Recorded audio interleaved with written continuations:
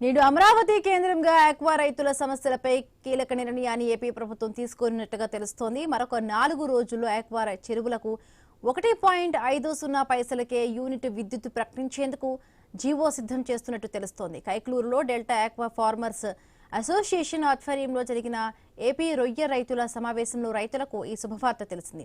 ఉమ్మడి కృష్ణా, గుంటూరు, ప్రకాశం, గోదావరి జిల్లాల నుండి భారీగా ఆక్వా రైతులు ఈ సమావేశానికి హాజరయ్యారు. ఆక్వా రైతుల రాష్ట్ర స్థాయి సమావేశంపై మరింత సమాచారం మా ప్రతినిధి భార్గవ్ అందిస్తారు. ఆక్వా రైతుల రాష్ట్ర స్థాయి సమావేశం ముగిసింది. ఇక్కడ ఉన్నటువంటి రైతు సంఘం నాయకులు మనతో ఉన్నారు. సరే సార్, ఈరోజు సమావేశం నిర్వహించారు. ఏ విధంగా వెళ్ళబోతున్నారు ముందుకి? రైతు సమస్య మేము అప్సడా బలోపేతం చేయాలని కోరుకుంటున్నాం. రైతులకి ఎక్స్పోర్టర్ నుంచి అన్యాయం జరగకుండా చూడటం ఒకటి, ఫీడ్ యజమాని నుంచి ఫీడ్ ధరల్లో అధిక ధరను నియంత్రించడం, తర్వాత ఎలక్ట్రిసిటీ రూపాయన్నర కరెంట్ కోసం మేమందరం కోరుతున్నాం. ముఖ్యంగా అప్సడా బలోపేతం చేసి రైతులకి మిగతా సెక్టర్ అందరినీ కలిపి సమన్వయం చేసి దీని ముందు తీసుకెళ్లవలసిందిగా మేము గవర్నమెంట్ కోరుతాం. ఈరోజు రైతులకు సంబంధించి ప్రధానంగా అనేక సంఘాలు ఉన్నాయి, అనేక చర్చలు జరిగినాయి, అనేక సమావేశాలు జరిగినాయి. ఫైనల్ గా ప్రభుత్వాన్ని ఏం కోరవచ్చు? గవర్నమెంట్ ప్రామిస్ చేసినట్టు రూపాయన్నర విద్యుత్తుని వెంటనే అమలుపరచాలని కోరుకుంటున్నాం. అలాగే పెరిగిన ఫీడ్ ధరలని అప్సడా యాక్ట్ ప్రకారంగా అందరు స్టేక్ హోల్డర్స్ తోటి మాట్లాడిన తర్వాత మాత్రమే పెంచాలని, ఎవరికి ఇష్టం వచ్చినట్టు వాళ్ళు పెంచడం, రొయ్యల రేట్లు తగ్గించడం సబబు కాదని, ఎవరైతే అందరూ ఒక గొడుగు కింద ఉన్నామో అందులో ఉన్న స్టేక్ హోల్డర్స్ అందరినీ పిలిచిన తర్వాత మాత్రమే దాని మీద అందరూ నిర్ణయాలు పరిశీలించిన తర్వాత మాత్రమే ఎటువంటి నిర్ణయం అయినా తీసుకోవాలని, అటువంటి యాక్టే అప్సడా యాక్ట్. అప్సడా యాక్ట్ నిర్ణయంలో అవసరమైతే గవర్నమెంట్ ఎవరు తప్పు చేసినా కఠిన నిర్ణయాలు తీసుకోవాలని దాని ముఖ్య ఉద్దేశం. అంటే అప్సడాను ఏర్పాటు చేశారు, కానీ ఇక్కడ అప్సడా కాదు ఎంపెడా కూడా ఉంది. దాన్ని కూడా సర్టిఫికేట్ కావాలని కోరుతున్నట్టు రైతుల్లో గందరగోళం ఉంది. ఏంటి అసలు రైతులు ఏం తీసుకొని ముందుకెళ్ళాలనుకుంటున్నారు? ఏదైతే ఈ సర్టిఫికేట్ విషయంలో గందరగోళం కొనసాగుతూనే ఉంది. ఈ గతంలో మాకు శాశ్వత పర్మిషన్ అని చెప్పి మనకు ఆక్వాకి ఇవ్వడం జరిగింది.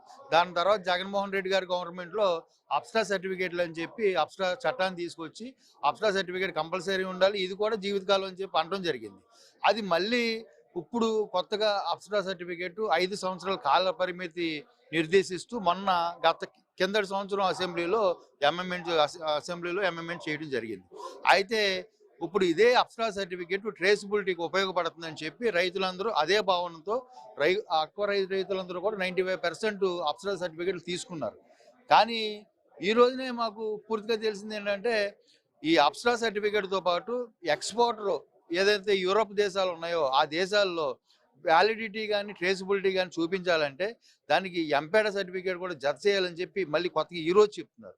ఇలాగే ఈ గందరగోళం ఎన్నిసార్లు ఇలా చేయాలి? అదే అప్సడా సర్టిఫికేట్తో కనుక ఎంపేడా కూడా ఇన్వాల్వ్ చేసి రెండూ కలిపి ఒక సర్టిఫికేట్ ఇచ్చినట్టయితే ఈ సర్టిఫికేటేషన్కి దాదాపు సంవత్సరం పైసలకు మాట పట్టింది. కాబట్టి ఇప్పుడు మళ్ళీ మేము కోరేది ఏంటంటే, ఏదైతే అప్సడా పరిధిలో ఉన్న సర్టిఫికేట్నే ఎంపేడా వాళ్ళు ఎన్రోల్ చేసి ఆ సమస్యని పరిష్కరించి ఎక్స్పోర్ట్లకు కూడా వెసులుబాటు కల్పించాలని చెప్పి మేము కోరుతున్నాం. ఒకవైపు ఈ సర్టిఫికేట్లతో గందరగోళం, మరోవైపు వాతావరణ పరిస్థితులు కానీ రేటు హెచ్చు తగ్గులు, ఇన్ని సమస్యలన్నీ కూడా మీరు ప్రభుత్వం ముందు పెట్టారు. ప్రభుత్వం ఏ విధంగా స్పందిస్తున్నారు?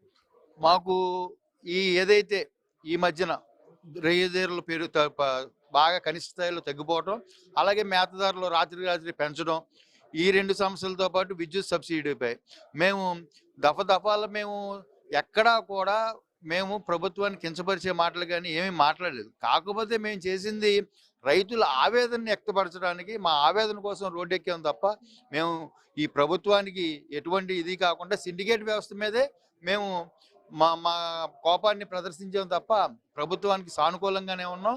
అయితే ఇదే ప్రభుత్వం రూపాయన్నర విద్యుత్ సబ్సిడీ ఈ 2 రోజుల నుంచి చర్చలు జరిపి వెంటనే అమలు చేస్తారని చెప్పి మాకు తెలియటం, ఇప్పుడే ఈ మీటింగ్ జరుగుతుంటే కూడా గౌరవనీయులు కామినేని శ్రీని గారు కూడా ఒక వారం రోజుల్లో మీరు అనుకున్నట్టు విద్యుత్ సబ్సిడీ వస్తుందని చెప్పి తెలియజేయడం కూడా రైతులు ఈ శుభపరిణామాన్ని స్వాగతిస్తూ, ఏదైనా మేము ఏది ఆవేదన తప్ప ఆందోళన మేము చేయలేదని చెప్పి మరొకసారి తెలియజేస్తూ ఇలాంటి చర్చల ద్వారా పరిష్కారాలు మిగతా ఇది ఎక్స్పోర్టర్ విషయంలో మేము ఒకటే అడుగుతున్నాం.